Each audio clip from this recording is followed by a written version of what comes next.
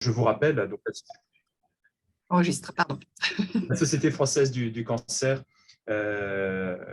cette noble association que dans laquelle je vous encourage d'adhérer, on organise non seulement des congrès, en particulier, par exemple, nous avons la journée Louise Arel ce vendredi sur la thématique des ARN non codants. Vous pouvez vous inscrire pour venir à Curie si vous souhaitez y participer en présentiel ou vous connecter pour être en ligne et assister aux présentations si vous voulez économiser sur le transport et le CO2 dégagé par le transport, ce qui peut être une sage décision aussi au passage. Nous organisons des webinaires, entre autres. Alors, je vais revenir juste encore une fois, excusez-moi, sur les journées qu'on organise. On soutient aussi les congrès et les séminaires. Donc, n'hésitez pas, j'en profite puisqu'il y a une cinquantaine de personnes. Si vous voulez organiser des séminaires, des congrès scientifiques ou médicaux sur votre thématique précisément ou sur une thématique plus large, à partir du moment où il y a un lien avec le cancer, vous pouvez nous solliciter pour qu'on puisse vous soutenir. Nous avons des appels pour cela. Tous les 6 mois, on évalue les projets et on peut vous soutenir pour ce type de démarche. Donc, n'hésitez pas à nous contacter et on se fera un plaisir de vous aider si ça rentre effectivement dans les attributions de la SFC.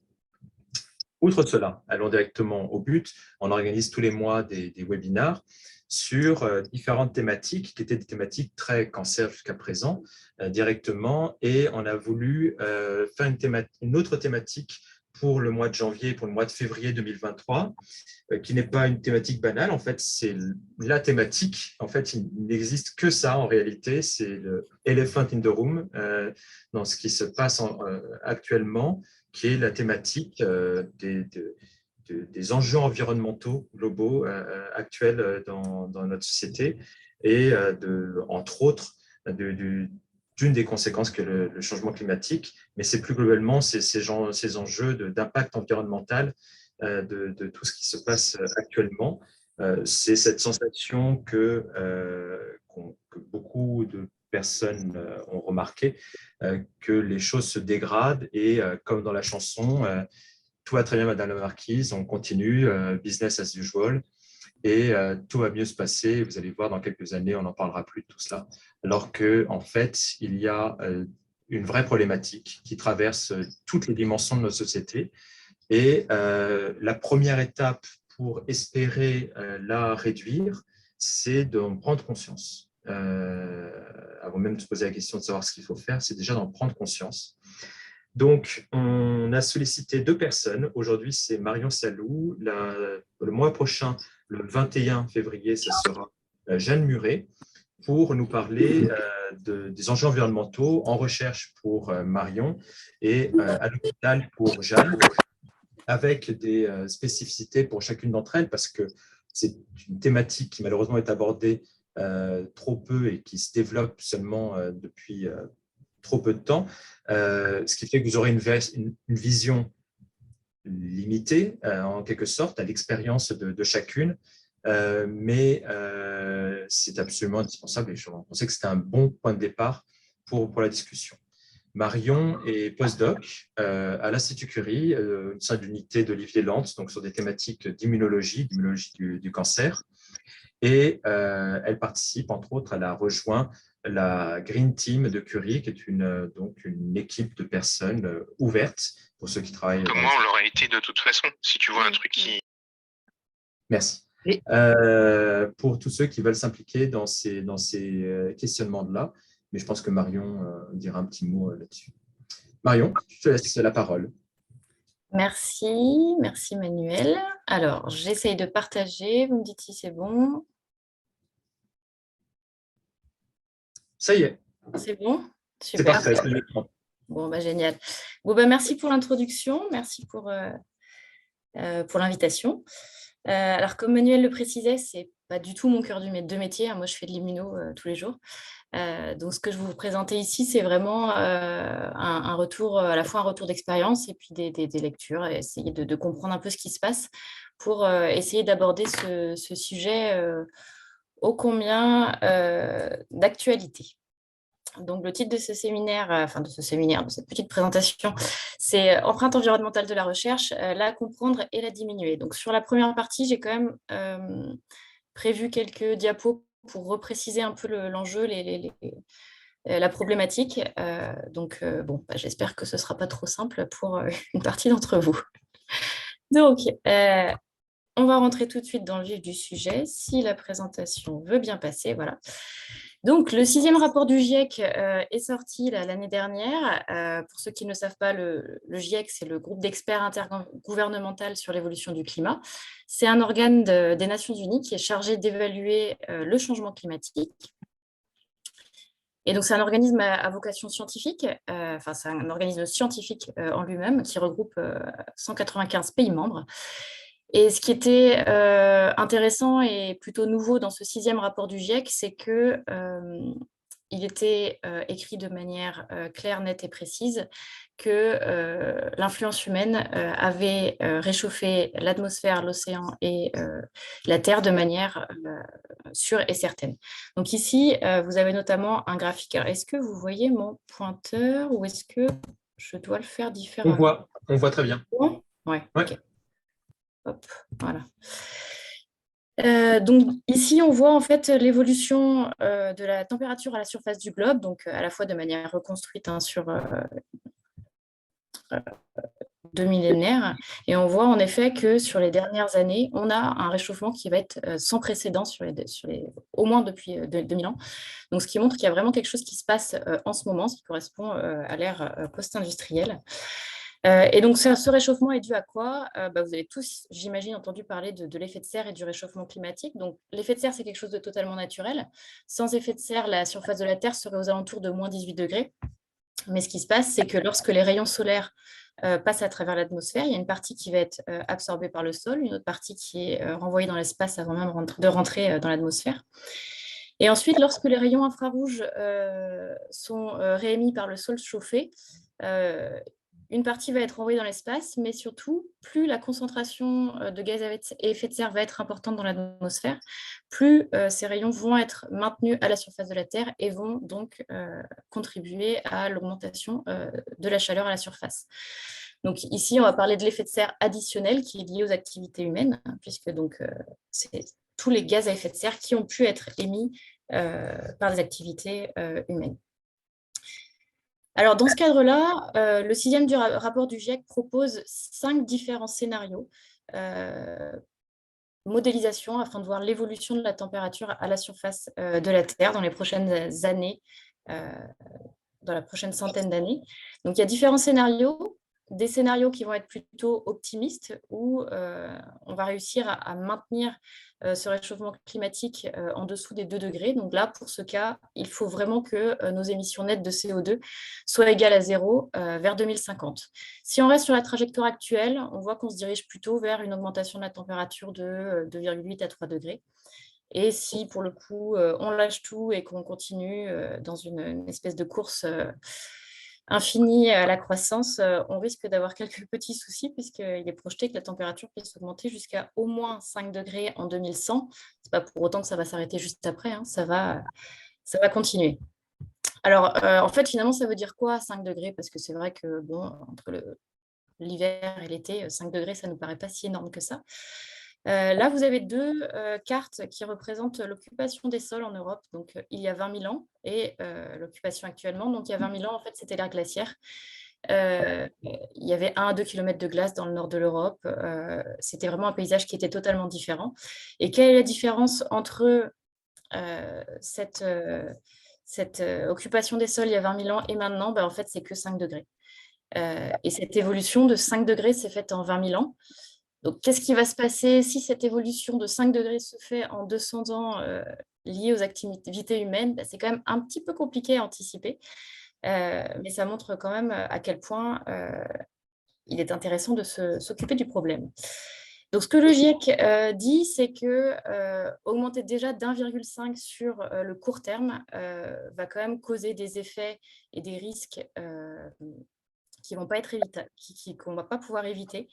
Et qui vont être multiples à la fois pour les écosystèmes et pour les hommes. Et d'ailleurs, ces changements sont déjà en cours. puisque là, à l'heure actuelle, il y a déjà des impacts qui sont observés au niveau des écosystèmes ou au niveau des systèmes de la société humaine.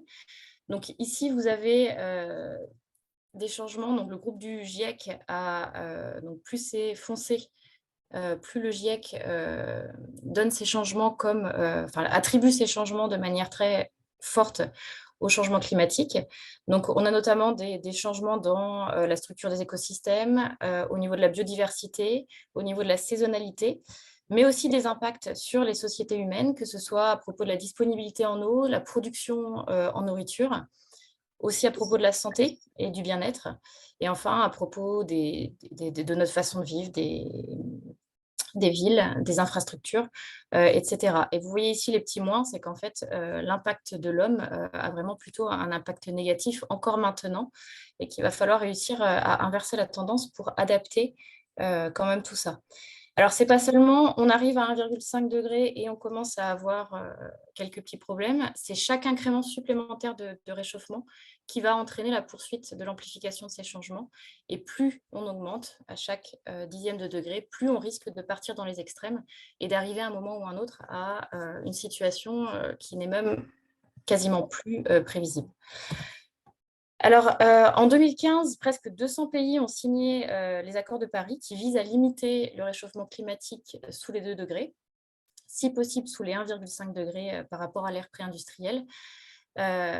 Alors, pour ça, il va falloir couper de façon claire dans les émissions de gaz à effet de serre. Donc, vous voyez ici en bleu, vous avez la trajectoire, la limitation d'émissions des gaz à effet de serre qu'il va falloir atteindre d'ici 2050 pour pouvoir rester sous les 1,5 degrés. Concrètement, les mesures qui sont prises à l'heure actuelle et la voie qu'on emprunte maintenant nous mènent sur cette trajectoire-ci. Donc, autant dire qu'on est vraiment loin du delta ici qu'on doit atteindre. Alors, une autre façon de le représenter, c'est considérer le budget carbone qui nous reste. Alors, ce n'est pas un budget carbone pour dire tout va bien se passer, c'est juste pour avoir 2 chances sur 3 de limiter le réchauffement, soit à 2 degrés, soit à 1,5 degré. Donc ici, ces camemberts représentent en fait la quantité de budget carbone qu'on a depuis 1870 à peu près pour espérer limiter le réchauffement climatique. Donc concrètement, il ne nous reste que 13% de ce budget entre maintenant, à partir de 2020 et pour limiter le réchauffement à 1,5 degré. Donc, si on ne fait rien, ce budget sera épuisé d'ici 10 ans pour le réchauffement à 1,5 degré. Donc, il y a vraiment une urgence à agir, à prendre conscience de ces données pour pouvoir agir et faire ce qu'il faut derrière. Alors, en France, nous avons la stratégie nationale bas carbone qui a été mise en place avec pour objectif d'atteindre la neutralité carbone en 2050 et un objectif intermédiaire qui est moins 40% d'émissions de gaz à effet de serre d'ici 2030. Donc concrètement, ça se traduit par quoi? Ça se traduit par une diminution continue des émissions de gaz à effet de serre, un point d'étape à 2030, mais bon, tout est vraiment quantifié pour réussir à ça. Et arriver ici en 2050 avec des émissions à peu près de 80 mégatonnes de CO2 équivalent. Et tout cela, ces émissions qui seraient compensées en fait par une augmentation de la capacité d'absorption pour arriver à, au final, une équation à 0 émission nette afin de pouvoir, en effet, limiter ce réchauffement climatique. Alors là, on a parlé du climat, du réchauffement climatique, mais en fait, pas que. J'imagine que vous n'êtes pas sans savoir qu'il y a plein d'autres choses qui sont impactées par notre activité humaine. Et il y a un groupe de chercheurs qui a notamment modélisé ça dans les années 2000-2010 en notifiant 9 limites planétaires qui existent, qui sont des limites qu'il faudrait, dans l'idéal, ne pas dépasser afin que l'humanité puisse continuer à vivre de manière sereine. Et à partir du moment où on dépasse ces limites, donc vous voyez la zone de sécurité ici, on augmente le risque de changement imprévisible. Donc, nous avons bien sûr le changement climatique, mais aussi l'intégrité de la biosphère, le changement d'usage des sols, qui est notamment ici quantifié par la déforestation, le changement de la ressource en eau douce, la perturbation des cycles de l'azote et du phosphore, l'acidification des océans, la quantité d'aérosols atmosphériques, la diminution de la couche d'ozone et aussi les nouvelles entités introduites dans l'environnement. Donc concrètement, ça va être certaines molécules chimiques, du plastique, des choses qui vraiment sont liées à l'activité humaine et que l'homme va relarguer dans l'environnement. Donc ce qui est quand même assez frappant ici, c'est qu'en orange, on voit qu'il y a déjà 6 des 9 limites planétaires qui ont été dépassées. Et donc, voilà, il y a quand même urgence à agir. Donc, vous n'êtes pas sans savoir qu'à l'heure actuelle, si tout le monde, si la planète continue de cette manière-là, il nous faudrait à peu près par an 1,75 planètes Terre afin de réussir à maintenir ce qu'il en est maintenant. Donc, bien sûr, ces nécessités en ressources naturelles vont vraiment dépendre de l'endroit du monde où on vit. Dans les pays développés, on utilise quand même toutes les ressources qui pourraient nous être allouées, entre guillemets, de plus en plus tôt dans l'année, aux alentours du mois de mai, début mai pour la France. Donc, ce qui veut dire qu'à partir du mois de mai, on vit à crédit, concrètement, sur les ressources. Et je voulais aussi parler de l'IPBES, qui est en fait l'équivalent du GIEC, mais pour la biodiversité, et qui dit quand même qu'il y a un déclin des espèces de manière très importante, qui s'accélère. Alors, je pense que tout le monde a pu l'observer. C'est vraiment des communications qu'on a régulièrement. Donc, si ça vous intéresse, on a vraiment un déclin très important de diverses espèces. Et donc là aussi, l'homme a son rôle à jouer. Alors, la recherche dans tout ça, parce que c'est vrai que là, aujourd'hui, nous sommes intéressés par la recherche. Alors, les labos académiques consomment à peu près 3 à 6 fois plus d'énergie que des locaux commerciaux. Donc, déjà, on se doute qu'il va y avoir quelque chose qui se passe à ce niveau-là. Et il y a une prise de conscience qui est importante dans le monde de la recherche ces dernières années. Vous voyez ici différents titres de journaux scientifiques, que ce soit Science, Nature, eLife, où en fait, les chercheurs se posent de plus en plus la question de l'impact de leur recherche. Donc, que ce soit leur impact carbone, que ce soit l'impact des conférences, que ce soit l'impact de leur travail tous les jours, comment essayer de changer ça et rendre ça plus vert, entre guillemets. Alors, pour vraiment comprendre et avoir des idées de grandeur, je vous ai remis ici l'empreinte carbone moyenne d'un Français. Ça, ce sont les données de l'ADEME de 2019. Donc, concrètement, un Français aux alentours de 9-10 tonnes de carbone, au moins de CO2 équivalent émis par an. Et vous voyez ici que les pôles majoritaires d'émissions sont autour de l'alimentation, des transports et du logement. Alors, ça, c'est un simulateur de l'ADEME que vous pouvez trouver facilement sur Internet. Alors, faites le test, parce que l'avantage, c'est que ça permet d'avoir un peu une idée d'ordre de grandeur. Finalement, on ne peut pas l'inventer. Donc, ça permet vraiment d'avoir une idée et ça vous permettra aussi, accessoirement, d'avoir un détail un peu en fonction des différents pôles et de savoir sur quoi vous pouvez agir. Alors, sur quoi vous pouvez agir, comment ? En fait, pour descendre de ces 9-10 tonnes à 2 tonnes de CO2 équivalent d'ici 2050. Donc, il va quand même falloir qu'on accélère un petit peu le mouvement. Vous pourrez avoir donc des idées un peu de la répartition des émissions carbone sur les différents pôles. Donc, je vous avais bien dit tout à l'heure, le déplacement, le fait de la nourriture, le logement. Et ici, je vous l'ai mis celui-là pour zoomer un peu sur la partie dépenses publiques. Donc, on voit ici, ça c'est un bilan de carbone 4. On voit qu'on est déjà à 1,4 tonnes de CO2 par an et par personne, donc ce qui nous rapproche déjà dangereusement des 2 tonnes. Et en fait, qu'est-ce qu'on trouve dans ces dépenses publiques ? On va trouver bien sûr les infrastructures publiques, mais on trouve aussi l'enseignement, la recherche et la santé. Donc concrètement, notre impact professionnel, il tombe directement là-dedans et il pèse lourd déjà dans le bilan carbone d'un Français moyen. Donc comment est-ce qu'on peut réussir à le limiter ? Alors il y a des obligations légales qui existent en France, notamment le Code de l'environnement qui rend obligatoire l'établissement d'un bilan de gaz à effet de serre, à la fois pour les services de l'État, certaines collectivités territoriales, mais aussi les établissements publics de plus de 250 agents, ou encore les personnes morales de droit privé qui emploient plus de 500 personnes. Donc, que vous fassiez partie d'un institut, de l'INSERM, du CNRS, d'un hôpital, etc., théoriquement, on tombe tous dans la même obligation légale, c'est-à-dire que nos tutelles doivent en effet réaliser ces bilans de gaz à effet de serre. Alors, après avoir vu le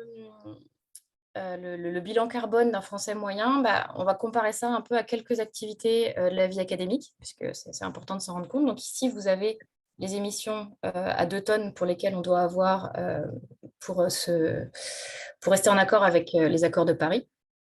Et vous voyez que déjà, un voyage aller-retour jusqu'à New York fait déjà dépasser ces 2 tonnes largement.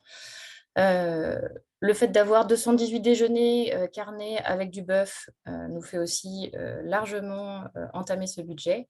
À l'inverse, 30 heures de visioconférence vont vraiment peser très peu dans la balance. Et donc, ces ordres de grandeur, en fait, permettent déjà d'avoir une idée de quelques petites pistes, en tout cas, pour savoir ce qu'il faut faire, enfin, ce qu'il faudrait faire du moins.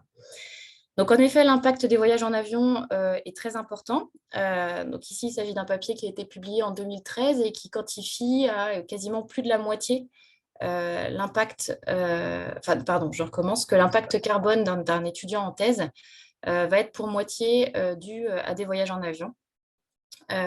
Donc, ce qui fait quand même pas mal dans le cadre d'une thèse de 3 ou 4 ans. Et donc, dans ce cadre-là, il y a des scientifiques, notamment des scientifiques du climat, qui ont décidé de limiter, voire de couper drastiquement leur voyage en avion. Mais alors, forcément, si c'était si simple que ça, je pense qu'on y serait déjà tous. Mais tous les personnels ne voyagent pas. Donc, en effet, ici, vous voyez la répartition des transports aériens dans l'unité IGE. Donc, en fait, il y a une très petite partie des collègues qui font plusieurs vols dans l'année, un tiers à peu près qui vont voler une fois dans l'année, certainement pour des congrès, puis 40% des collègues qui ne prennent pas l'avion. Donc, ça veut dire que déjà, l'impact des vols va être très différent en fonction des différents personnels. Mais en plus de ça, pour mesurer tout le reste et l'empreinte environnementale, pas seulement carbone, mais environnementale de tous les postes, ce n'est pas forcément si facile que ça. Donc, l'empreinte environnementale, juste pour faire une petite précision, c'est un indicateur multicritère qui n'inclut pas seulement le bilan carbone, mais aussi la déforestation, la pression sur les ressources en eau et en fait, grosso modo, tout l'impact que l'on peut avoir sur notre environnement. Alors, d'ailleurs, ce qu'on a fait, nous, au sein de l'unité, c'est qu'on a envoyé une enquête au personnel afin de savoir quelle était la part de leur travail qui les inquiétait le plus quant à leur empreinte environnementale. Et on se rend compte qu'il y a une large majorité, donc ici 58 plus 19%, c'est les déchets plastiques et les consommables. Donc, ce qui veut dire que quand même, au moins dans le cadre des répondants à cette enquête, il y a un impact du plastique, de la pollution plastique qui est quand même très importante. Et d'ailleurs, ici, dans Nature, en 2015, il y a un laboratoire qui a mesuré un peu la quantité de tonnes de plastique qu'il pouvait générer par an. Donc là, on est à 267 tonnes de plastique en 2014, ce qui ferait à peu près 5,5 millions de tonnes de plastique de laboratoire en 2014 sur les plus de 20 000 institutions qui existent dans le monde. Donc, je n'ose même pas imaginer ce que ça fait comme quantité, mais c'est juste faramineux. Et en plus de ça, les achats des consommables, on a plein d'autres choses qui s'ajoutent à ça, notamment l'impact carbone de la bioinformatique, qui est en plein essor à l'heure actuelle, qui demande de plus en plus de matériel, qui demande de plus en plus d'énergie pour faire fonctionner les data centers, etc. Donc tout ça, ce sont des choses qui, dans notre travail au jour le jour, va vraiment impacter notre empreinte environnementale. Alors ici, je vous montre quelques bilans carbone qui avaient été réalisés par certains laboratoires. Donc c'était en 2018. Donc c'était des bilans carbone assez généraux. Et on voit en effet que sur ces bilans carbone, les déplacements professionnels comptaient pour une bonne moitié des émissions carbone qui étaient observées dans le cadre de ces laboratoires. Alors cependant, il manquait quelque chose dans ces bilans carbone, c'est l'impact des achats, des consommables et de tous les achats que le laboratoire peut réaliser. Et en effet, pour 2 autres laboratoires, donc ça, c'est des laboratoires plutôt de climat ou de géographie, on va avoir une part importante des achats, jusqu'à 40% pour le LSCE et 21% à l'océan. Donc, suggérant qu'il nous faut quand même avoir une vue d'ensemble, une vue globale pour prendre en compte à la fois ces voyages en avion qui, en effet, peuvent être très importants, mais aussi les consommables et essayer d'avoir une vue d'ensemble pour savoir ce qu'il faut faire. Alors, nous avons ici un graphique représentant l'intensité carbone par euro de budget. Donc, on voit que ça peut vraiment varier du simple au double en fonction en fait, du type de recherche qui est menée par le laboratoire. Donc, forcément, on s'en doute bien, un laboratoire qui fait que de la bioinformatique, ce ne sera pas la même chose qu'un laboratoire qui utilise des plastiques à usage unique en permanence ou qui a besoin un laboratoire qui a besoin de voyager beaucoup pour pouvoir faire des études sur le terrain. Forcément, on imagine que tout ça, ça va pas être, ça va pas avoir le même impact ou du moins le même bilan carbone. Alors, ça peut paraître un peu déprimant comme ça. Donc, par où on commence? Et ben, en fait, il faut identifier les points clés pour pouvoir imaginer, proposer des solutions. Alors, bien sûr, il n'y a pas besoin de tout réinventer. Et ce n'est pas moi qui l'ai inventé non plus. Il y a déjà plein d'initiatives qui existent, beaucoup de ressources que vous pouvez trouver. Dans le cadre du CNRS, il y a EcoInfo qui va notamment axer sur l'informatique. Vous avez, que ce soit à Cambridge, à San Diego, à UCL, des universités qui sont impliquées aussi dans le changement et qui veulent impulser ce changement et proposer des solutions. Vous avez My Green Lab qui est une fondation non-profit organization qui va s'intéresser à ces questions. Et en France, vous avez une initiative qui a quelques années maintenant qui s'appelle Labo 1.5 qui est notamment très intéressée à identifier l'impact carbone de la recherche française. Et puis bien d'autres encore, hein, si vous cherchez, vous allez trouver beaucoup d'exemples pour pouvoir vous lancer. Alors là, je vais faire un petit focus sur Labo 1.5. Donc, leur but, c'est de réduire l'empreinte des activités de recherche sur l'environnement. Donc, c'est un collectif qui est français, qui regroupe des personnes de toutes les disciplines et qui vise à mieux comprendre cet impact pour pouvoir ensuite le réduire, proposer des solutions. Donc, il est organisé en plusieurs équipes qui vont s'intéresser à l'empreinte carbone, qui vont expérimenter, proposer des contenus d'enseignement, de la communication, des points techniques, et qui regroupe des initiatives de personnes à travers toute la France. Ils proposent aussi des enquêtes, des ressources, des séminaires, des newsletters. N'hésitez pas à aller sur leur site et à vous inscrire à la newsletter, par exemple. Vous aurez toutes les informations de séminaires avec des choses qui peuvent être très variables. Le prochain qu'ils proposent, c'est d'ailleurs un séminaire à l'intention des directeurs d'unité afin de leur parler de cette problématique. Donc, si vous voulez faire remonter, n'hésitez pas. Alors, donc dans le cadre de cette initiative, ils ont développé un groupe de travail qui s'appelle GES, un outil qui s'appelle GES 1.5 afin de mesurer les gaz à effet de serre en fait, de la recherche. Donc, ça a mené à une publication en 2022. Et cet outil qui est disponible en open source va vraiment permettre de se poser la question et d'évaluer l'impact, l'empreinte carbone de la recherche. Donc, comment? En partageant une méthodologie qui va être commune et standardisée. Et pour pouvoir estimer cette empreinte carbone, l'utiliser pour sensibiliser et impliquer le personnel, identifier les sources d'émissions et leur niveau pour pouvoir ensuite mettre en œuvre des actions qui vont être pertinentes par rapport au bilan qui aura été réalisé. Et en plus, le fait de proposer cet outil en open source et de proposer une plateforme afin de le renseigner, ça va permettre de faire une étude beaucoup plus large afin de caractériser l'empreinte carbone de la recherche française en général, donc ce qui permet vraiment d'avoir un recul et de réussir à avancer de manière collective. Alors, comment est-ce qu'on fait un bilan carbone? Il y a trois étapes, enfin trois parties à caractériser. Donc, les scopes 1, 2, 3. Alors, au début, ce qui était obligatoire, c'était que les scopes 1 et 2. Donc, vous imaginez bien qu'on manquait une bonne partie des émissions. Alors, pour le détail, le scope 1, ça va être surtout les sources d'émissions directes. Donc, comme par exemple des véhicules qui pourraient appartenir au labo, que vous utilisez, etc. Le scope 2, ça va être vraiment la consommation d'électricité, mais aussi la consommation d'énergie, le chauffage, les clims, ce genre de choses. Et alors, le scope 3, grosso modo, c'est tout le reste. Il va y avoir les achats, tous les produits qu'on peut utiliser. Donc, les achats, leur transport, les déplacements professionnels, que ce soit des personnels de chez eux à leur laboratoire, mais aussi les déplacements qui sont faits dans le cadre du travail. Et incluant en fait tout le cycle de vie des produits. Donc tout ça, c'est la partie en amont, mais il y a aussi la partie en aval avec en fait les déchets, la fin de vie des produits et tout ce qui se passe ensuite. Bon, là, c'est dans le cas de produits qui vont être vendus, mais on le fait un peu moins dans nos activités. Et alors là, GES 1.5 propose vraiment un outil qui va être adapté au laboratoire avec des données qui vont être à la fois compilées à partir de bases de données de type ADEME, mais qui ont pu être aussi compilées de manière spécifique lorsque cela s'y prête.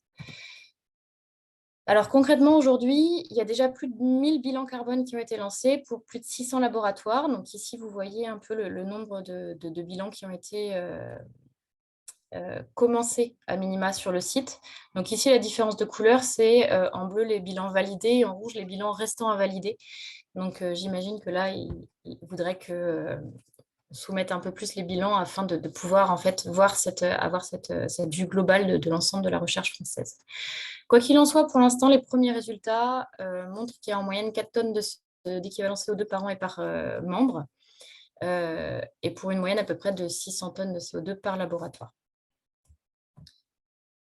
Alors concrètement, comment ça fonctionne cet outil? C'est un outil en ligne qui déjà propose beaucoup d'informations. Donc vous pouvez vraiment aller en détail dans la méthodologie pour vraiment comprendre comment ça se passe et qui ensuite va vous guider à travers la saisie de données pour pouvoir calculer l'impact carbone de votre laboratoire. Vous pouvez pour ça utiliser des données qui vont être extractibles des bases du laboratoire, des données qui sont liées au bâtiment, que ce soit l'électricité, le chauffage, la réfrigération, des enquêtes qui vont être envoyées aux différents personnels, notamment afin de connaître les habitudes domicile-travail, et des facteurs d'émission qui vont permettre de quantifier l'impact carbone, notamment des différents achats qui sont réalisés. Alors, voici des exemples de bilan carbone. Donc, il y en a un ici à Curie, il y en a un autre sur un labo de Paris, et ici sur des données préliminaires de labo 1.5. Donc, ce qu'on voit par rapport aux autres bilans que je vous ai montrés tout à l'heure, c'est qu'en violet, ici, violet plus ici le pardon. En fait, on a à peu près entre un tiers, voire plus de la moitié de bilan carbone de ces laboratoires qui va être dû aux consommables de laboratoire ou aux équipements. Donc, ce qui fait que c'est quand même énorme. En bleu, ici, vous avez l'impact des voyages en avion. En jaune, ici, l'impact de l'électricité. Et en rouge, il me semble que c'est le chauffage. Donc voilà, l'avantage d'avoir, une fois que vous avez ce bilan en main, l'avantage, c'est qu'il va vraiment être plus facile d'essayer de trouver quelles sont les actions à prioriser afin de pouvoir limiter l'impact carbone du labo. Donc là, en global, on est à peu près entre 3,5 et 5 tonnes de CO2, d'équivalent CO2 par membre des différents laboratoires. Et ce qu'on voit quand même, c'est que la répartition va vraiment dépendre en fait du type de laboratoire, d'où l'importance de le quantifier vraiment au niveau local pour pouvoir mener ensuite les actions. Alors ça, c'est une overview globale. Et on peut ensuite stratifier de manière plus fine afin de choisir les leviers à utiliser. Donc là, bien sûr, il y a pour les achats, mais là, moi, je vais vous présenter juste une stratification au niveau de l'électricité. Donc, parce que inflation oblige, au sein de notre laboratoire, on a essayé de regarder un peu quels étaient les postes qui consommaient le plus. Donc, la méthodologie qu'on a utilisée, c'est faire un inventaire du parc des différentes machines. Soit de collecter directement, soit estimer leur consommation et leur temps d'utilisation. Et ce qui nous a mené en fait à la vue globale suivante, où on voit que pour le cas de notre laboratoire, donc ce qui va encore une fois beaucoup dépendre des types d'activités qui sont menées dans les différents laboratoires, c'est que la partie froid, que ce soit des moins 80, des moins 20 ou des 4 degrés, donc des réfrigérateurs, des frigos, va, ici chez nous du moins, consomme au moins un tiers de l'énergie. Mais on ne s'attendait pas forcément à ce que les incubateurs, donc on en a beaucoup, consomment autant. Il y a aussi l'informatique, les hôtes, qu'elles soient chimiques ou bactériologiques, microbiologiques, pardon, l'autoclave et aussi les centrifugeuses de manière assez importante. Donc concrètement, on arrive à peu près à 7,9 kWh par an et par personne. Pour information, une maison classique, on est à peu près à la moitié moins. Donc ça veut dire que là, chaque membre a quand même une consommation d'énergie qui est loin d'être négligeable. Donc ensuite, qu'est-ce qu'on fait une fois qu'on a toutes ces informations-là? Donc une fois qu'on a le bilan carbone et éventuellement une stratification des résultats afin de cibler au mieux les améliorations à apporter, il faut fixer des objectifs, donc définir des réductions à atteindre. Alors concrètement, si on se base sur les objectifs de la stratégie nationale bas carbone, c'est déjà réduire les émissions de 40% d'ici 2030 et puis ne pas s'arrêter là, mais continuer. Et débattre et co-construire en fait un plan qui va permettre d'avoir l'adhésion de tous les membres et de tous les personnels du laboratoire et ensuite mettre en place les actions, qu'elles soient systémiques ou qu'elles soient un peu plus volontaires. Alors, le Labo 1.5 a mené une enquête assez large où il y avait entre 5 et 6 000 répondants en 2020 afin de comprendre vraiment le ressenti des personnels de la recherche face au changement climatique.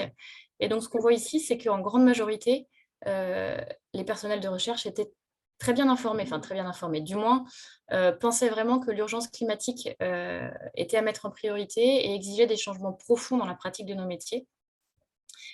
Et il y a même quasiment la moitié qui pensait que la recherche, de par son rôle sociétal, devrait même montrer l'exemple, c'est-à-dire diminuer encore plus les émissions que ce qui était demandé. Alors, à noter tout de même que pour 50% des répondants, diminuer les émissions, soit par rapport aux expériences, soit par rapport au vol professionnel, pouvait poser problème, soit sur la qualité des travaux, soit sur l'insertion des jeunes chercheurs. Donc, l'avantage de cette enquête, c'est qu'elle permet vraiment d'avoir une vue globale et de montrer qu'il faut une réflexion globale et systémique afin de pouvoir intégrer à la fois ces changements et de continuer à développer en fait une recherche de qualité et qui laisse sa place aux nouveaux chercheurs également. Alors, quelles solutions Là, je vous montre l'exemple de l'UMR 3664 à Curie. Donc, eux, leur première chose a été de créer un plan de transition environnementale, de discuter un plan de transition environnementale. Donc, ce plan rappelle le contexte, rappelle les objectifs. Donc, il s'était mis la barre à réduire les émissions de 7 à 10% par an et de proposer des actions pour l'année à venir. Alors, ce qui est important, c'est que les actions doivent être chiffrées et mesurables parce qu'en effet, il est facile de faire beaucoup de choses sans pour autant avoir un retour sur vraiment ce qui se passe. Alors, l'avantage de faire ce plan de transition, c'est de pouvoir faire des allers-retours sur un document qui va être précis, chiffré, qui va pouvoir mettre des objectifs clairs et de faire des propositions successives à la direction pour essayer de vraiment implémenter ça de manière pérenne dans le laboratoire. Donc, que ce soit chez eux ou chez nous, l'impact environnemental et le rôle des groupes de l'environnement sont inscrits dans nos manifestes d'unité, c'est-à-dire dans comment nous, ensemble, en tant qu'unité, on veut faire la recherche et comment on veut la mener. À chaque fois, on a inscrit que prendre en compte le changement climatique et essayer de faire ce qu'on pouvait pour, du moins, faire notre part, faisait partie de l'ADN, en fait, de notre unité. Donc, ce qui permet, là encore, vraiment d'impulser ça de manière pérenne et profonde. Alors, quelques pistes de réflexion. Bien sûr, c'est juste des pistes qui sont adaptées vraiment en fonction des bilans, des gains qu'on cherche à avoir, en fonction des laboratoires, et qui peuvent porter d'ailleurs à débat. Et je pense que le plus important, c'est de pouvoir avoir ce débat-là au sein des unités, pouvoir y réfléchir pour pouvoir mener à bien ensuite les actions. Alors, dans le cadre des transports, ça pourrait être d'instaurer des quotas carbone pour les déplacements en mission, de privilégier la vidéoconférence ou de prendre le train pour les trajets qui sont de moins de 8 heures, par exemple. Donc, ce qui permet vraiment de limiter notamment les voyages courts en avion, qui sont très consommateurs. Au niveau des achats, c'est optimiser la consommation des consommables, se donner des limites, c'est-à-dire pas utiliser le matériel informatique moins de 5 ans, mais on pourrait monter plus loin, surtout quand on sait qu'en France, étant donné qu'on a une bonne part de notre électricité qui est liée au nucléaire, donc qui est relativement décarboné, le plus gros impact carbone en fait, d'un ordinateur, typiquement, ce n'est pas l'utilisation, c'est vraiment la création de la machine. Donc, plus on le fait durer, plus on va limiter cet impact. On peut aussi privilégier la réparation, limiter le gaspillage, que ce soit faire attention aux dates de péremption, partager les réactifs, faire attention aussi au design des manips, parce que c'est vrai que les fournisseurs vont nous proposer de plus en plus de choses qui vont être soit à la mode, soit beaucoup plus élaborées. Est-ce que tout est forcément nécessaire? Ça, c'est des questions du point de vue scientifique qui peuvent aussi se poser. Alors bien sûr, hein, ça semble être du bon sens, mais en fait, c'est vrai que dans mon expérience, tout n'est pas forcément intégré toujours à la pratique quotidienne. Alors, pour ce qui est des bâtiments et l'impact du chauffage notamment, il faudrait passer par la rénovation thermique. Donc, bien sûr, ce n'est pas au niveau du laboratoire qu'on va aller s'en occuper, mais on peut déjà faire remonter l'information et essayer de demander à la fois à nos tutelles ou aux personnes responsables qu'est-ce qui est mis en place en fait, pour augmenter cette rénovation thermique. Et au niveau de la consommation électrique, ça peut être d'optimiser la conservation au froid, en triant, en décongelant. Il y a aussi le Freezer Challenge qui est organisé tous les ans par My Green Lab, qui va vraiment donner des informations pour essayer d'optimiser ce pôle qui est très gourmand en électricité, et notamment passer les -80 à -70, puisque donc, il y a de plus en plus de retours d'expérience maintenant qui montrent que ça peut permettre quand même de maintenir les échantillons de manière tout à fait comme il faut, mais en consommant, en économisant entre 17 et 30% d'électricité, donc ce qui n'est pas négligeable quand on a plusieurs -80. Et enfin, réévaluer l'utilisation des postes très consommateurs. Typiquement, est-ce qu'on a vraiment besoin systématiquement d'un nombre N d'incubateurs? Est-ce qu'on peut le diminuer? Mais tout ça, ce sont vraiment des réflexions qui sont à mener au sein des unités et au plus près des habitudes de travail des gens. Et enfin, dernière chose, c'est vraiment quantifier l'impact de ces mesures, parce que si on ne peut pas les quantifier, il y a vraiment de fortes chances que ce ne soit pas inscrit ensuite dans la durée. Et enfin, dernière chose, c'est comprendre et se former pour pouvoir agir. Donc, dans le cadre de l'enquête qu'on avait menée au sein du laboratoire en 2019, il y avait au moins 50% des personnes qui n'étaient pas vraiment sûres de ce que c'était le GIEC, ce qui était quand même assez énorme. Donc, je pense qu'avec le nouveau rapport, maintenant, on montrait certainement un peu plus sur le pourcentage, mais ce qui montre qu'il y a encore du travail à faire dans la vraie compréhension de ce qui se passe, des mécanismes et des leviers à mettre en place. Et donc, pour ça, il y a beaucoup d'outils de sensibilisation qui existent. Labo 1.5 propose un kit 1.5 avec différents outils de sensibilisation qui permettent de faire à la fois un état des lieux, de proposer les actions à mettre en place, de comprendre les blocages qui peuvent arriver au niveau d'un groupe de personnes et comment réussir en fait à dépasser ces blocages. Donc, il y a plusieurs outils qui peuvent être intéressants, notamment la fresque du climat ou Mater en 180 minutes, qui permettent vraiment de sensibiliser les personnels de la recherche. Et donc, nous, au jour le jour, on peut prévoir des sessions dédiées pour parler de ces thématiques. On peut utiliser ces outils lors de retraites, par exemple dans les laboratoires, pour essayer de former de plus en plus de personnes et de faire bien comprendre les enjeux de la problématique. Et donc, sur ce, merci pour votre attention. Des remerciements particuliers aussi aux personnes qui ont pu mener les différentes initiatives, soit dans leurs unités, soit au niveau de Curie. Et donc, si vous avez des questions, je serais ravie d'essayer à minima d'y répondre. Merci beaucoup, Marion. C'était super bien. Vraiment très, très bien, extrêmement intéressant, très, très dense, beaucoup d'infos. Je pense que les gens doivent être contents parce qu'on a appris plein de choses et tu as fait un tour d'horizon où tu as aussi bien aidé à la prise de conscience de ce que ça représente avec le rapport du GIEC jusqu'à des solutions concrètes, parce que je pense quand même qu'il y a un biais parmi les personnes qui sont venues, c'est que c'est pour beaucoup des personnes qui viennent chercher des solutions qui, à mon avis, ont déjà pris conscience. Et on sait bien que quand on prend conscience de problèmes comme cela, qui sont si évidents et pourtant si compliqués, ça peut affoler. Et donc, je pense que tu as donné plein d'idées à plein de monde. Je vais introduire après, il y aura des questions qui sont sur le chat. Donc, n'hésitez pas pendant que je meuble à mettre des questions sur le chat. On a un quart d'heure normalement, mais on pourra déborder un petit peu si vous voulez déborder un petit peu pour des discussions. Mais il y a tout un point que tu as abordé qui était justement le truc qu'on peut entendre, c'est les autres d'abord. Quand on commence à discuter de ça avec les gens qui nous entourent, c'est oui, moi je ferai des efforts quand les autres font des efforts. Et donc, c'est je ferai des efforts quand la Chine fera des efforts, sans comprendre que si la Chine tourne, c'est à cause de nous, entre guillemets. C'est pour notre consommation, que quand on produira des voitures électriques qui ne pollueront plus dans Paris, on sera très content, mais elles pollueront ailleurs. Les autres d'abord, c'est aussi beaucoup ce que j'ai pu entendre, pas forcément récemment, mais en tout cas depuis le début de mon parcours, que ce soit à l'hôpital ou au labo, en disant la recherche, la santé, c'est prioritaire.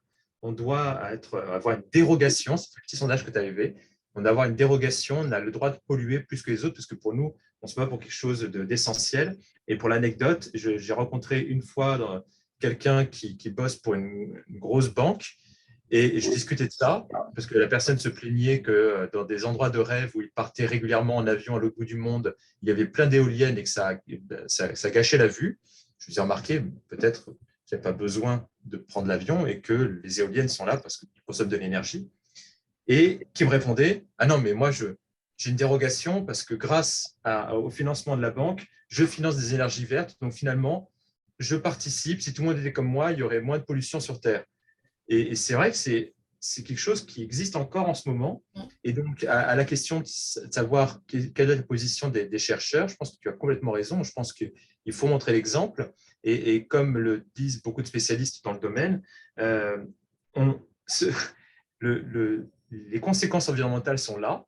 Et le seul choix que l'on a, c'est est-ce qu'on va les subir, c'est-à-dire botter en touche le plus longtemps possible et se prendre des conséquences faramineuses, ou est-ce qu'on va essayer un peu de sobriété petit à petit et de l'augmenter progressivement pour essayer d'avoir la main dessus et de pouvoir faire des choix.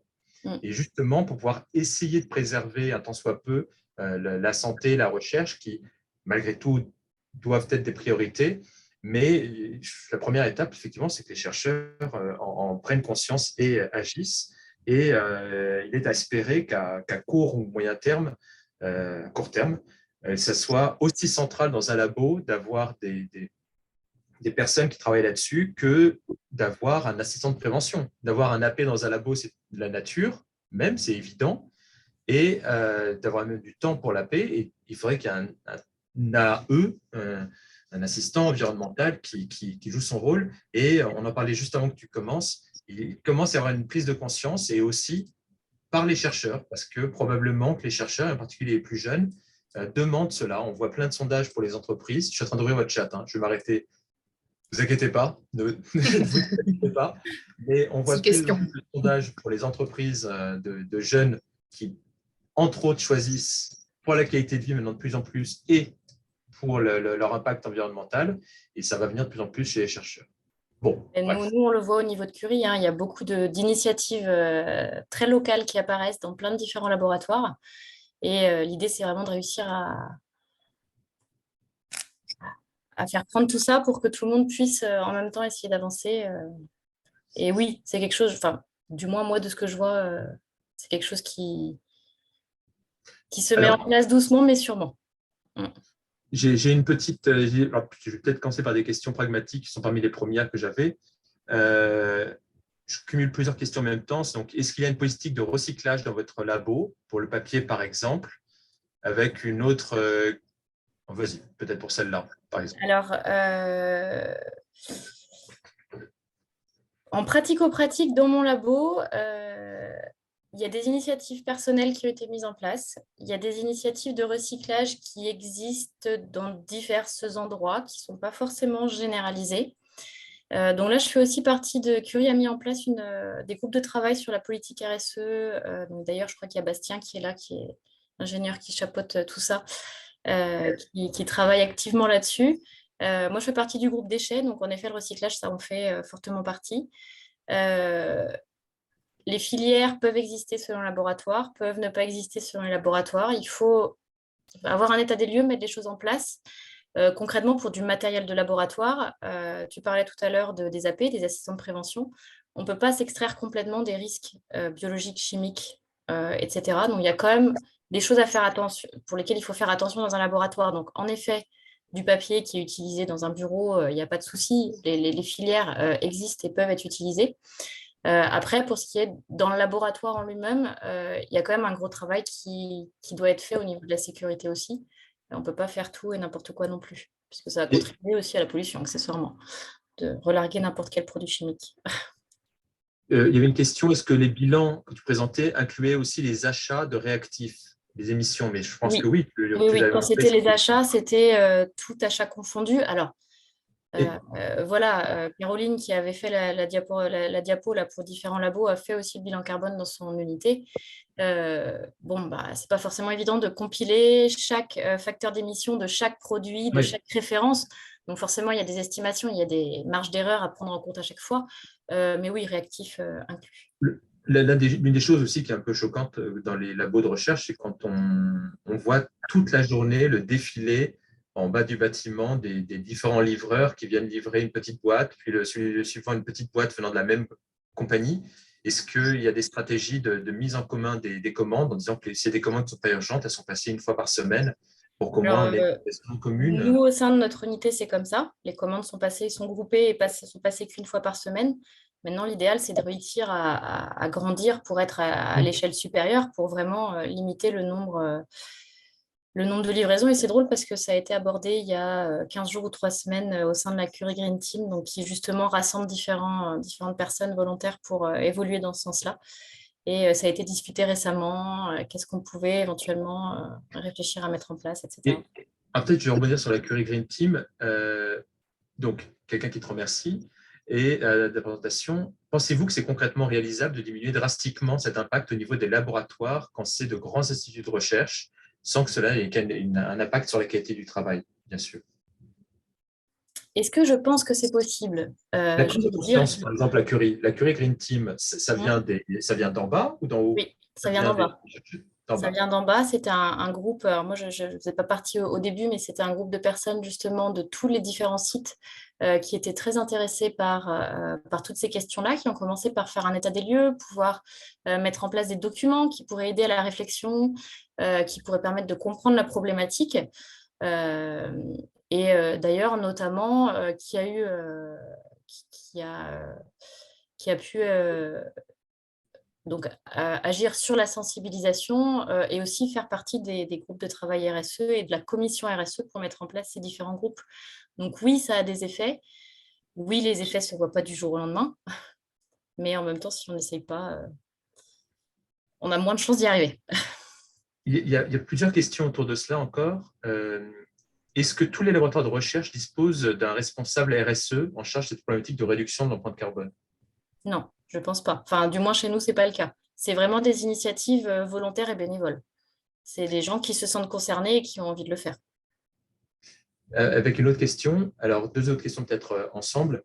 Est-ce que les BGES peuvent être subventionnés par les tutelles? En pratique, il n'y a pas de personnel dédié pour l'instant dans les labos ni de budget. Comment faire évoluer cela? Comment peut-on faire pression auprès des tutelles? Et une question proche, c'est certaines des propositions que vous avez faites concernant la manière dont nous pouvons réduire notre empreinte carbone dans le labo semblent être des mesures qui doivent être prises au niveau de l'institution. Comment vous suggérez qu'on fasse pression au niveau de l'institution? Alors, tout ça, c'est une très bonne question. Je n'ai pas de réponse magique, hein, ça c'est sûr. Je, à partir du moment où c'est pas, ça vient pas d'en haut, il faut qu'on le fasse d'en bas, en fait. À partir du moment, il faut pouvoir continuer à remonter, il faut pouvoir continuer à sensibiliser, il faut pouvoir continuer à faire ses demandes. C'est exactement la même chose qu'un fournisseur. Il ne fera pas l'effort si on ne lui demande pas, en fait. Tant qu'il n'est pas, tant qu'il n'est pas absolument obligé de le faire, il ne le fera pas. Par contre, la pression du consommateur fera qu'il pourra réfléchir. Donc, je pense que en plus de ça, il y aura aussi un impact dans les années à venir sur le recrutement des gens ou sur l'image des différents instituts. C'est des choses qui traversent toutes les strates de la société. Concrètement, on sait qu'actuellement dans le privé, notamment les jeunes, l'impact environnemental des sociétés qu'ils rejoignent, ou du moins leur engagement est très important. Je ne vois pas pourquoi ça s'arrêterait à la porte de la recherche ou de la clinique. En fait, ça va aussi jouer là-dedans. Peut-être aussi, on peut justement faire des sondages auprès des plus jeunes dans les institutions, des doctorants et des post-doctorants, qui sont ceux qui demain seront amenés à être PI. Qu'est-ce qu'ils vont rechercher? Le même genre de sondage qu'on a pour les entreprises. Est-ce que leur premier critère, c'est… Alors, l'argent, je ne suis pas absolument certain dans ce domaine que c'est ce qui va sortir en premier, mais la qualité de vie, justement, le respect environnemental, le sens aussi de notre travail, ça fait partie des choses. Et peut-être encourager les gens à monter des green teams comme ça dans chacune de leurs institutions. Ça peut être des petites équipes. C'était combien au tout début, la green team à Curie? Alors, sur la Curie Green Team, au tout début, je ne saurais pas. Là, je dirais qu'on est entre 40 et 50. Moi, au sein de mon laboratoire, j'ai dû commencer à 4-5. Après, je pense qu'il y a quelque chose qu'il faut quand même pointer du doigt, c'est que la recherche, c'est quand même un monde qui est particulier. On arrive dans n'importe quelle entreprise, on est embauché. bon, voilà, on fait notre petit bonhomme de chemin, on fait ce qu'on a à faire. Dans la recherche, il y a quand même une dimension très importante du travail qu'on fournit pour pouvoir évoluer en carrière, pour pouvoir avoir des financements. Il y a quand même une pression qui est loin d'être négligeable. Donc, le fait de prendre le temps pour faire ça, ça peut aussi être préjudiciable à toute cette partie-là. C'est pour ça que je pense que c'est vraiment des questionnements qu'il faut diffuser le plus possible pour qu'on se pose aussi voilà, la question de qu'est-ce qu'on veut pour le futur et presque une question presque philosophique plutôt que seulement pratico-pratique en fait. Puisque concrètement, des jeunes qui vont avoir la tête dans le guidon avec la pression de Ouais. devoir publier pour pouvoir avoir un poste, pour pouvoir avoir financement, pour pouvoir fonctionner leur équipe, ben, on n'a pas forcément le temps qu'on voudrait pour pouvoir Et, se consacrer à ce genre de questionnement qui pourtant va forcément impacter la façon et dont je on pense fera qu'ils la vont se dire recherche dans 10 ans, aussi, dans 20 ans. pour l'instant, je vais cramer du CO2 parce que j'en ai besoin pour démarrer ma carrière. Et quand ça ira mieux, quand je serai installé là, je pourrai commencer à réduire. Et en fait, je pense qu'à ce petit jeu-là, on a toujours l'impression qu'il y a une urgence et qu'on n'a jamais le moment Ben voilà, de... mais du coup, sur la structure de la recherche en elle-même, c'est pas forcément facile de s'extraire de ça. Donc, c'est pour ça aussi que les chercheurs en poste, les directions d'unité, les tutelles ont un rôle à jouer quand même pour pouvoir permettre cet espace et permettre l'avènement de ce genre d'initiative de manière Il y a beaucoup de reconnue. messages, ça n'arrête pas. Donc, je vais enchaîner un petit peu plus. Alors, parmi les remarques, Muriel signale qu'il y a l'INSERM et le CNRS qui viennent de publier leur plan environnement. Je ne Ah, sais pas si super. tu as pu Je l'avais pas passer. vu. Non. C'est intéressant de regarder ça. Mhm. Laurent Faté qui signale qu'il est possible de des supply centers, justement, au sein des instituts Ah, pour réduire supply les center. livraisons. Mhm, Et il faut également mettre la pression aux fournisseurs fabricants pour que leurs produits soient c'est plus ça. éco-responsables, par exemple, produire en France ou en Europe. Alors ça, c'est un gros problème qu'on vit aussi en médecine, hein, puisque nos médicaments sont fabriqués Mhm. en Inde et avec Et des puis, molécules pour chimiques avoir venant de essayé de Chine. mettre la Donc, pression sur il faut certains trouver bien qu'on est. fournisseurs, des fois, ça leur passe quand même complètement au-dessus, hein. La Ah dernière oui. réponse que j'ai eue, c'est quand même ah, vous verrez, je vous amène le goodies la prochaine fois. Non, je ne veux pas de votre goodies, en fait. Non, mais si vous verrez, c'est très important. Non, mais je viens de vous demander quelle était votre politique RSE et qu'est-ce que vous faisiez vraiment Euh, concrètement. J'ai Il jamais y eu a de réponse. Daniel Louvard qui propose, avez-vous discuté de cela avec les ingénieurs hygiène et sécurité qui pourraient vous aider, consacrer du temps pour recueillir les données et la mise en œuvre des solutions à Oui, l'échelle de oui, oui, Curie? c'est en cours. Au sein du groupe déchets, il y a d'ailleurs une participation de certaines personnes de l'HSE. Et on a prévu dans l'organisation des choses de faire valider bien sûr tout ça par le service HSE aussi pour pouvoir synergiser sur toutes ces questions. Une remarque qui était au tout début, J. Mondé. Euh, la fresque, alors je peut-être la fresque du climat nous a fait un devis de 3 600 € pour une formation de 12 personnes. C'est difficile de passer ça auprès de la direction. Alors, déjà, qu'est-ce que c'est la fresque du climat en deux mots? Et est-ce qu'on a des budgets? Je présume déjà la réponse, mais est-ce qu'il y a des budgets justement alloués? Est-ce qu'il y a des choses qui vont évoluer à ta connaissance Alors, pour avoir des j'imagine que budgets ça pour ce genre de dépend aussi formation? des décisions qui sont prises au niveau des directions d'unité, parce qu'on peut toujours décider de le faire, hein, c'est toujours pareil, faut remonter les infos. Alors, la fresque du climat, moi, je ne suis pas formatrice, je l'ai fait qu'en tant que participante. Donc, c'est vraiment comment dire, tu as peut-être une meilleure description que moi. C'est une espèce de jeu essayer de comprendre vraiment le changement climatique, ses implications, les causes, les conséquences, savoir comment on peut essayer d'agir ensemble. Alors, de mémoire, à n'importe qui peut être formé sur la fresque du climat. Il me semble que dans certaines unités, il y a des gens qui ont été formés et qui se sont fait formateurs. Donc, c'est vrai que dans les entreprises, il me semble que c'est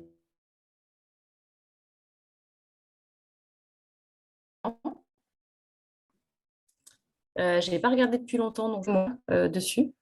Mais je crois que leur but premier était quand même, à la base, de faire passer l'information, former le plus de gens possible sur cette fresque, pour vraiment avoir cette vue d'ensemble qui, en fait, nous manque, parce qu'on est abreuvé de tellement d'informations qu'avoir une vraie vue d'ensemble simple, c'est pas si facile que J'ai ça. découvert la fresque du climat dans un mail récent en Ah, d'accord. intermaculé.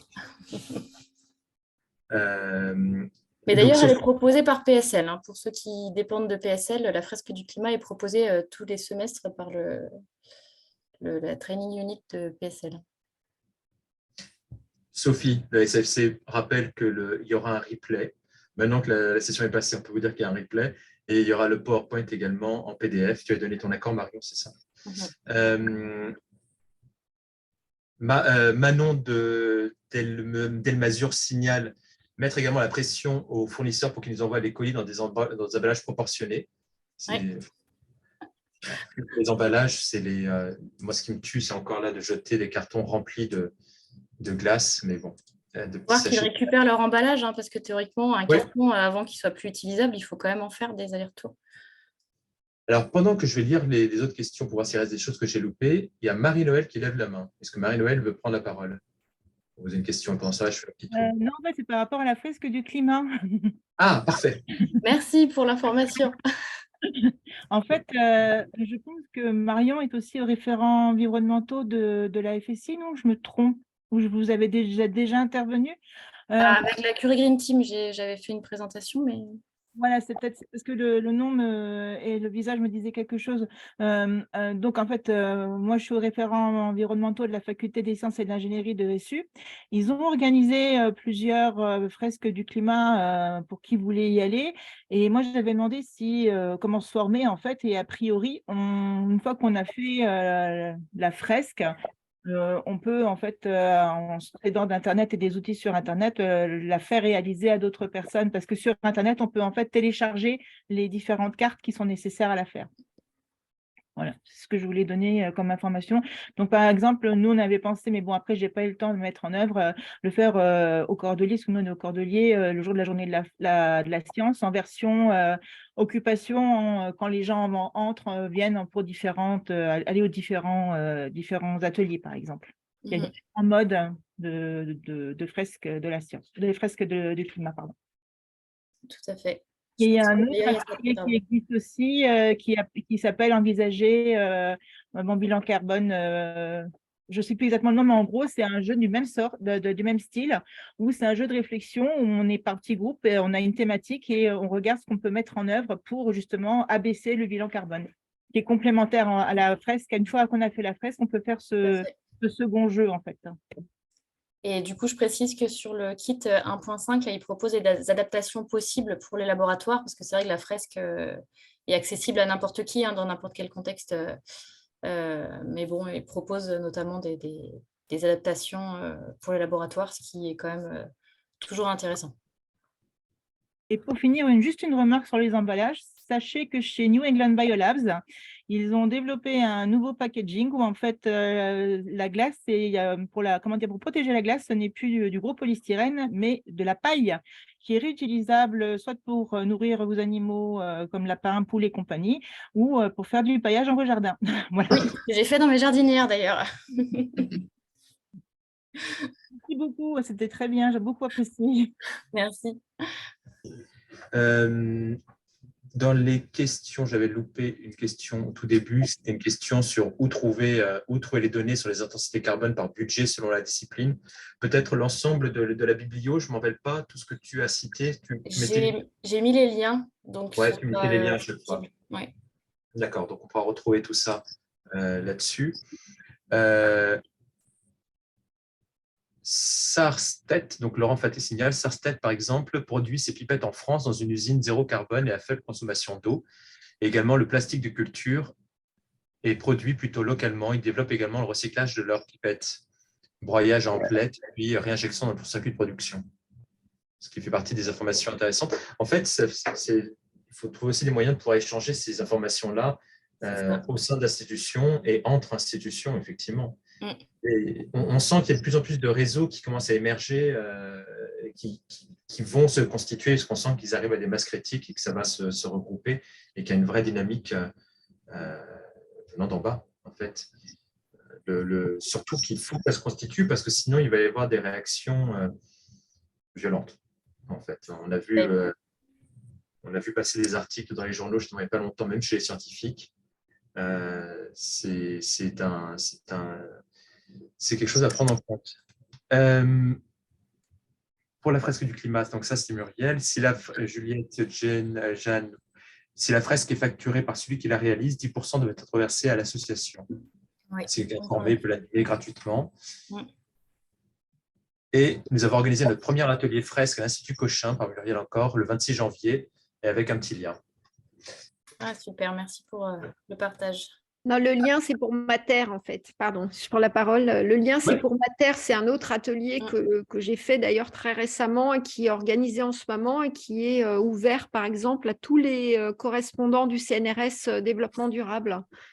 Mais il est aussi ouvert à d'autres. C'est organisé, je crois, par l'IRD aussi. Enfin, il y a beaucoup de choses qui bougent en ce moment et c'est vrai que le fait que je devrais enlever le enfin, mais que nos institutions ont lancé leur plan d'action, ça va sûrement faire évoluer les choses. Mater en Ouais. 180 minutes, c'est ce que tu avais cité, c'est ça, Marion? Oui, T'avais donc dit- là, c'est plutôt un jeu de rôle. Alors, vas-y, sinon. Oui, c'est un jeu de rôle, donc j'ai eu l'occasion de le faire récemment où comment dire, c'est un jeu de rôle où on mime un laboratoire qui veut réduire ses dépenses en carbone de 50% et donc chacun se voit attribuer un personnage, donc l'ingénieur, le chercheur, l'étudiant qui n'ont pas forcément envie de réduire de faire des efforts. On a tous des caractéristiques psychologiques, etc. Et on joue ensemble pendant 1 heure et demie, je crois, en tout, pour essayer d'atteindre cet objectif.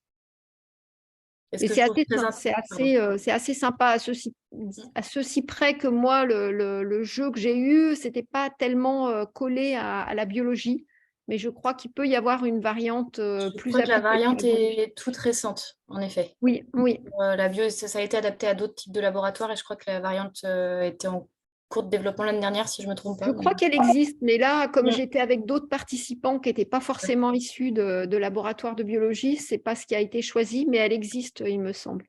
En tout cas, ils nous ont expliqué, puisque les animateurs nous ont expliqué qu'on pouvait en fait choisir sa table et ses personnages pour qui collent plus à la biologie. Et donc aux achats qui représentent quand même Tout à fait. une grosse partie de notre impact carbone, en fait. Peut-être une dernière question. Mais je ne bloque pas, hein. C'est des gens qui veulent partir et faire à manger, ils peuvent partir, préparer le dîner.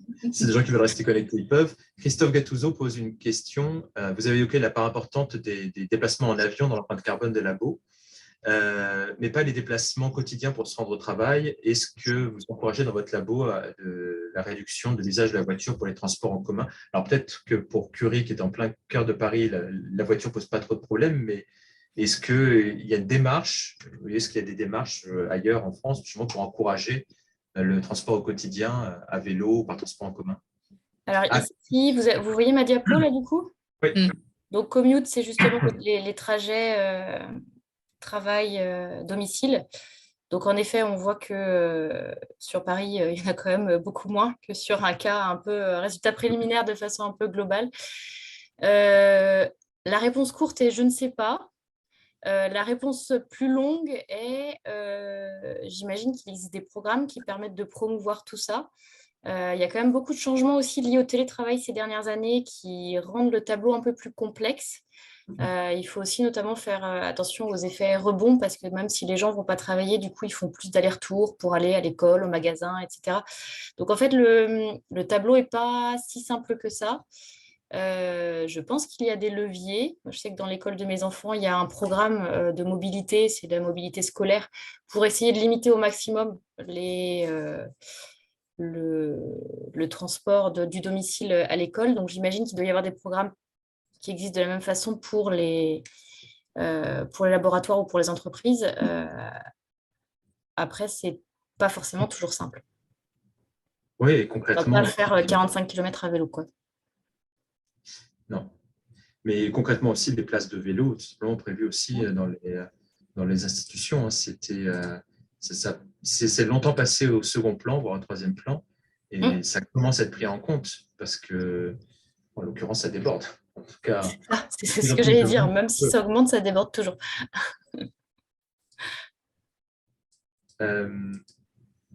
OK.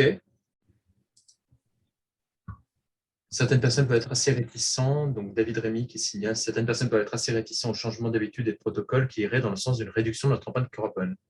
Comment faire face à ces personnes pour les sensibiliser et les encourager à appliquer ces changements?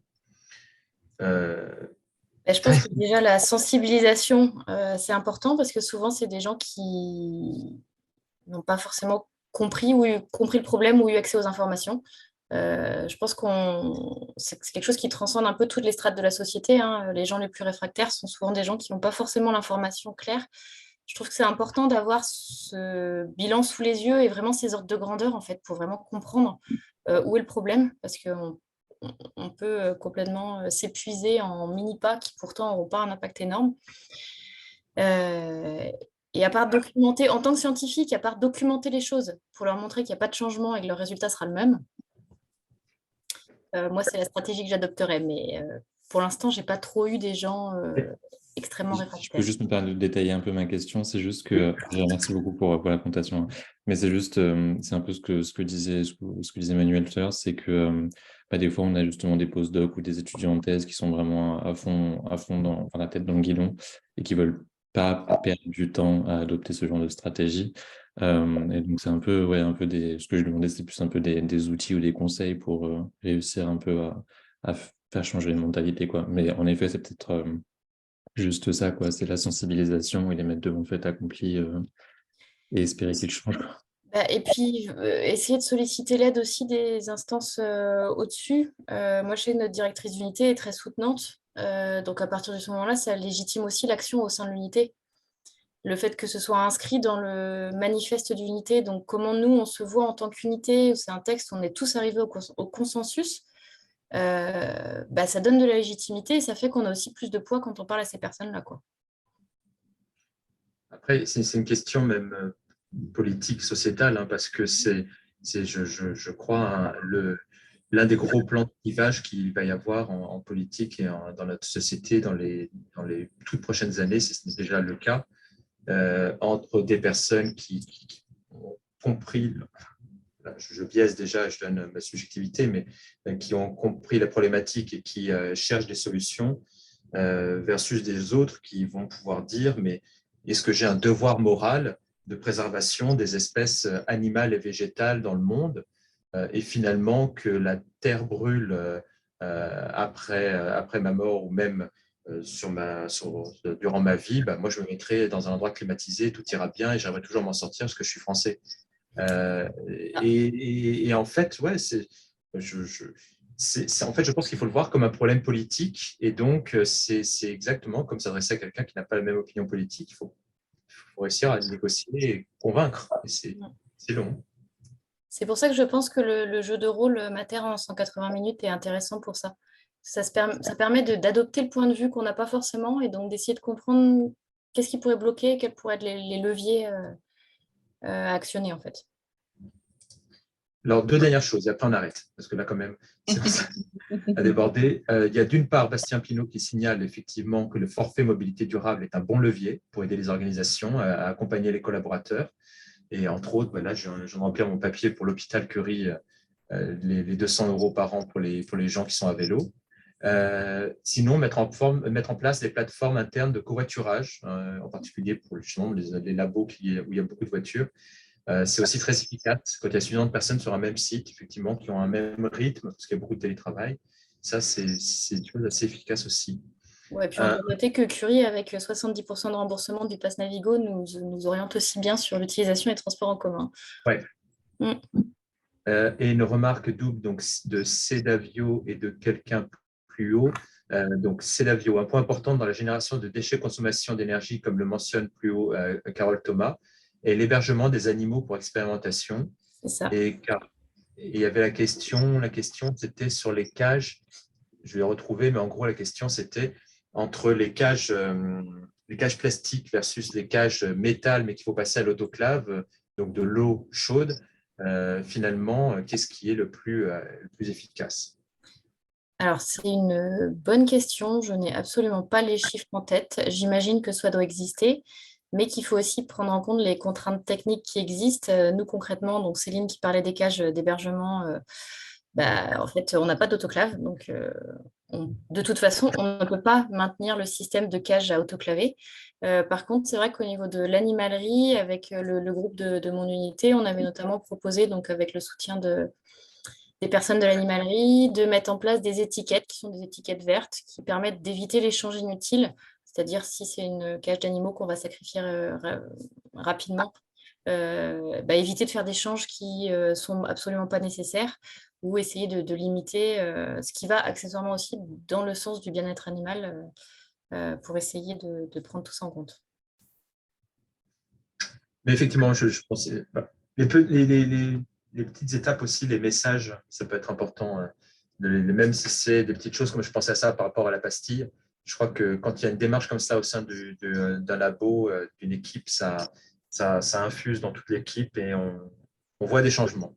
Ça aussi, même dans ma propre équipe, je ne sais pas s'il y en a qui sont connectés, mais j'ai pu voir des changements aussi. Bref, merci beaucoup Marion. Peut-être à une prochaine fois en webinaire. La prochaine fois, en tout cas, le 21 février, ce sera Jeanne Muret, qui est anesthésiste à l'hôpital de l'Institut Curie et qui s'est penchée sur cette question-là via les gaz halogénés, mais aussi sur d'autres thématiques. Et on pourra discuter de l'impact du soin, qui représente 5% à peu près du CO2 en France. Donc, c'est quelque chose de notable. Allez, bonne soirée tout le monde. Un grand merci, Marion. Merci. Merci. Je vous envoie le replay très vite. Merci et bonne soirée. Merci Sophie. Au revoir tout le monde. Au revoir. Au revoir, merci. Intéressant. C'était en conférence.